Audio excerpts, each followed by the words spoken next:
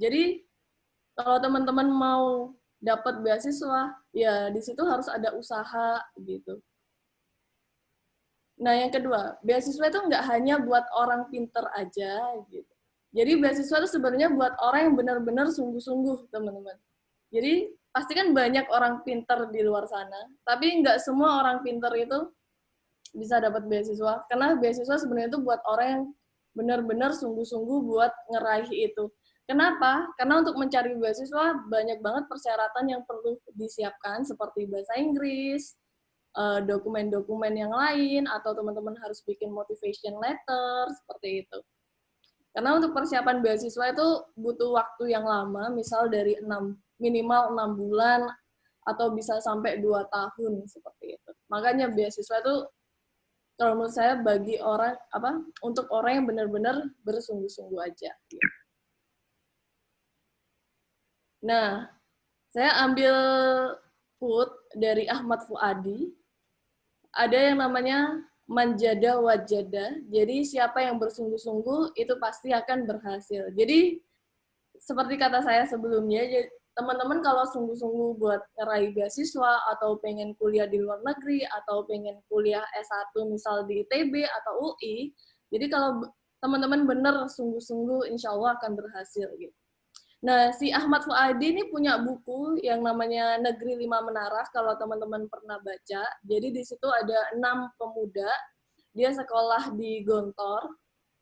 Nah, masing-masing dari mereka itu punya mimpi yang tinggi, jadi ada yang pengen kerja di perusahaan mana, ada yang pengen kuliah di luar negeri, di negara mana.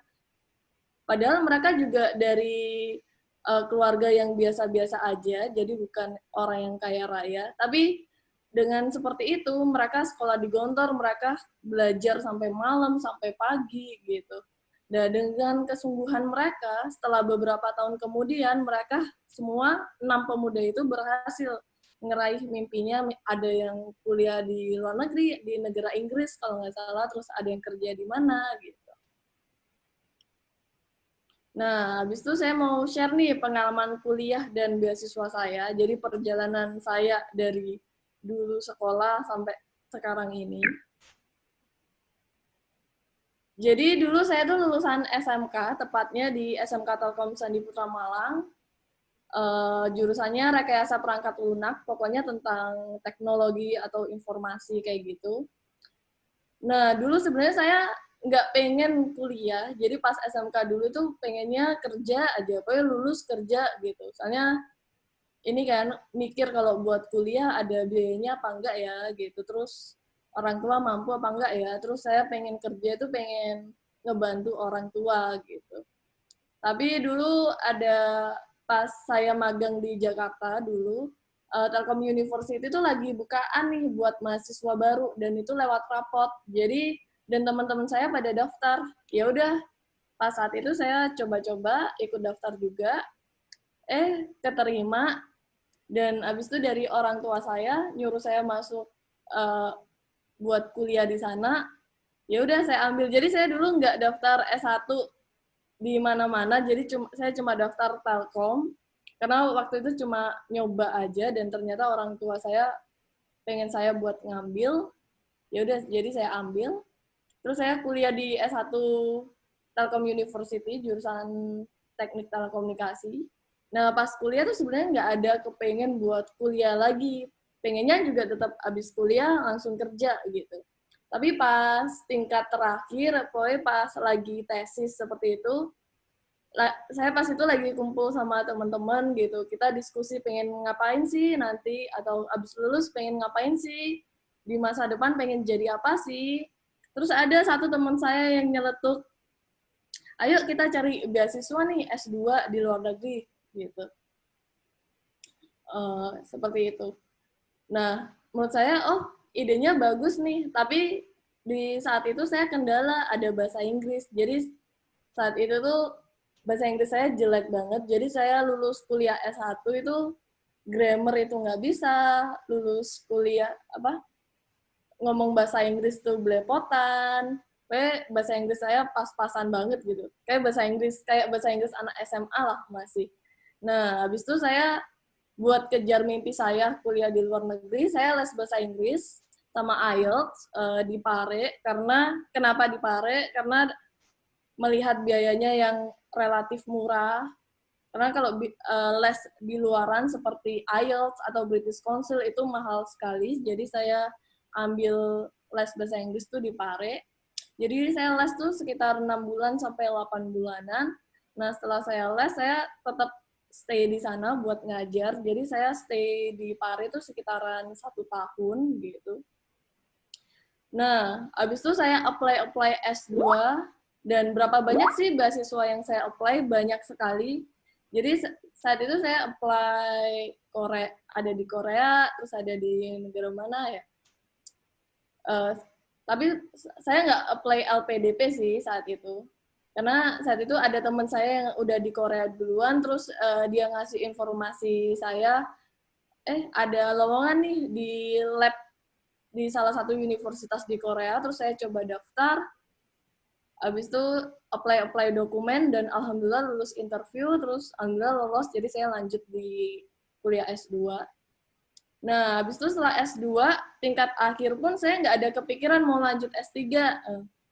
Saya baru kepikiran buat lanjut S3 itu sekitar 3 bulan terakhir sebelum saya lulus. Jadi saya apply-nya telat banget. Nah, buat apply S3 ini saya apply di banyak kampus, dan saya submit email ke banyak profesor tuh sekitar 90 aplikasi yang saya apply buat S3.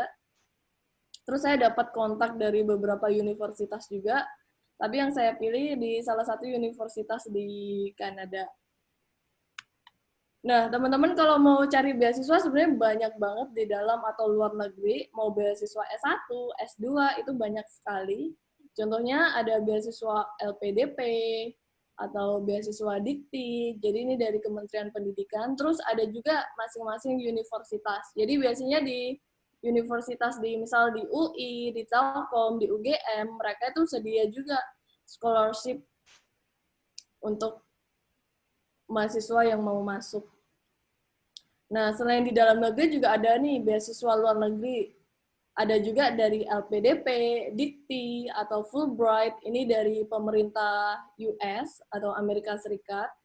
Ada juga program Erasmus Mundus. Ini dari Eropa. Jadi kalau program Erasmus Mundus ini kita join 3 universitas, tapi kita tetap dapat gelarnya 1.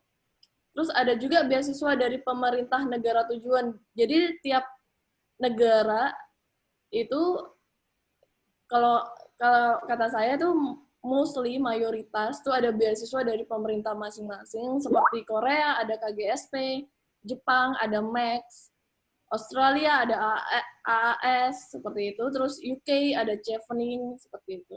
Pokoknya teman-teman cari aja, banyak banget informasi beasiswa di luar sana.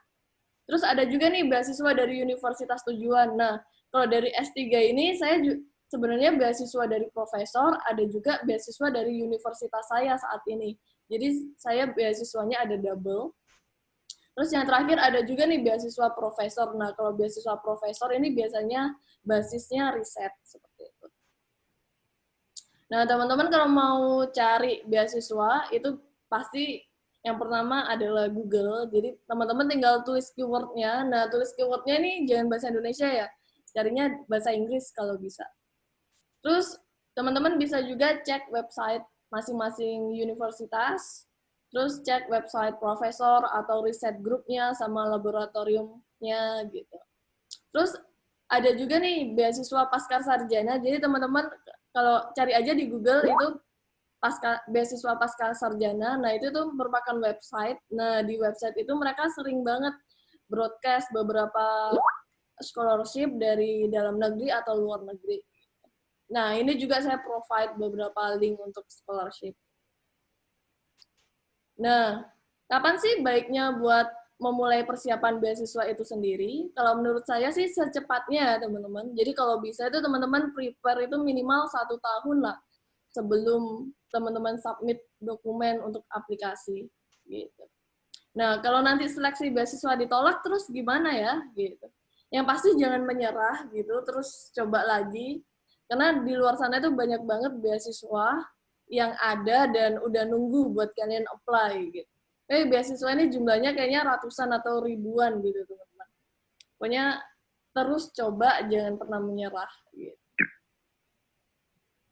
Nah, ini saya provide beberapa foto saya waktu saya kuliah di Korea sama di Kanada. Benefitnya apa aja sih? Pasti teman-teman ini punya banyak teman dari mancanegara gitu. Kenal sama orang Korea, orang Spanyol, Maroko, seperti itu. Terus pasti teman-teman bisa ngerasain beberapa musim, seperti ini musim salju, atau lagi fall season, musim gugur, gitu.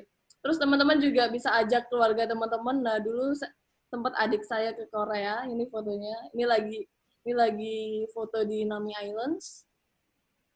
Gitu. Nah, kayaknya ini udah akhir sesi dari presentasi saya. Mungkin teman-teman ada pertanyaan? Mungkin dari teman-teman ada yang mengajukan pertanyaan mengenai presentasi yang dinyatakan sama Ida. Ini ada pertanyaan. Ini ada pertanyaan ada dari Muhammad Alfian ya. Oke, Ya, silakan Alfian. Oke, Mbak Nida, perkenalkan nama saya Alfian, Mbak, dari Universitas Gunung Jati, jurusan Civil Engineer. Yep. Mbak ketika mendapatkan siswa, kan S2 tuh Mbak di Korea, pas sudah selesai studinya, ada pengabdian nggak Mbak dari yang pengasih beasiswa itu Mbak? Gimana? Iya kan, apakah ada pengabdian dari pihak yang memberikan beasiswa? Iya. Mungkin Lalu bisa lebih spesifik itu pengabdian kayak gimana contohnya? Pengabdian gitu. Kayak misalnya Mbak dapat dari perusahaan Koreanya atau enggak pemerintah Koreanya, jadi kerja dulu Mbak di Korea setahun atau enggak berapa bulan gitu Mbak? Ya mungkin silakan Kak Nida.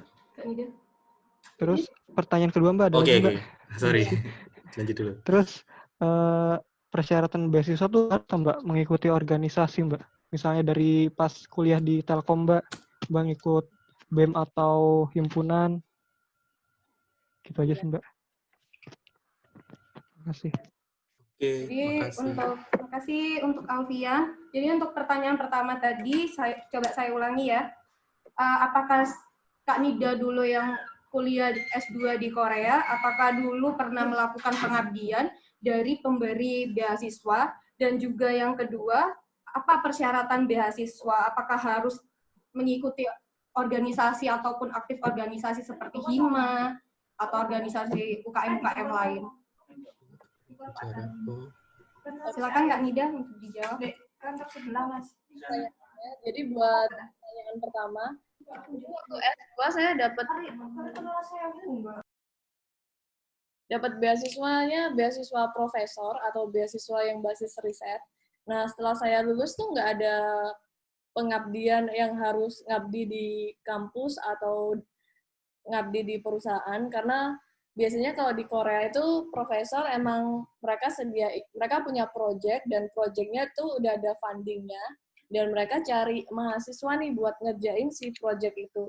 Kalau udah lulus nggak ada keterikatan antara profesor, kampus sama kita juga gitu. Jadi kalau habis lulus mau lanjut kemana atau pulang ke Indonesia juga langsung bisa gitu. Nah, untuk persyaratan beasiswa, misal teman-teman lagi kuliah S1, kalau saran saya, teman-teman ini aktif untuk volunteer, tapi nggak usah banyak banget, jadi cukup aja ada satu kegiatan volunteer gitu. Dan volunteer itu kalau bisa sesuai sama nanti jurusan atau kuliah teman-teman di kuliah lanjut. Misal teman-teman S2 pengen kuliah jurusan environmental engineering. Nah, teman-teman kalau bisa waktu S1-nya itu ikut volunteer pengalaman-pengalaman volunteer di tentang lingkungan seperti itu. Jadi nanti itu bisa ningkatin pengalaman sama keahlian teman-teman buat bikin motivation letter, seperti itu. Kalau kita organisasi misal seperti himpunan, BEM, itu kalau enggak juga nggak masalah sih menurut saya. Gitu. Karena seperti sebenarnya kalau buat himpunan, organisasi, kalau teman-teman join itu bagus gitu. Dan kalau enggak pun juga nggak masalah. Yang penting teman-teman itu nanti punya waktu mau apply kuliah S2 atau beasiswa, teman-teman punya cerita nih, waktu teman-teman S1 itu ngapain aja sih, terus kontribusi teman-teman itu apa aja sih. Nah, itu tuh bisa dibuat cerita, nanti problemnya teman-teman buat daftar kuliah lanjut, misal S2 atau S3, kayak gitu. Nah, Mbak, kalau misalnya saya kan pernah magang di perusahaan Jepang tuh, Mbak. Bisa dijadiin kayak semacam tadi kayak cerita tadi nggak, Mbak? Bisa, Untuk nge-apply. Nah, itu bagus sekali, malah kan Mas udah punya pengalaman ke luar negeri atau internship di luar negeri, itu nanti bisa cantumin di CV Mas gitu. Oh, berarti masuk ini ya, working experience-nya pernah di sini dan Mas ngapain aja di sana. Bisa, itu justru bisa jadi poin plus untuk Mas.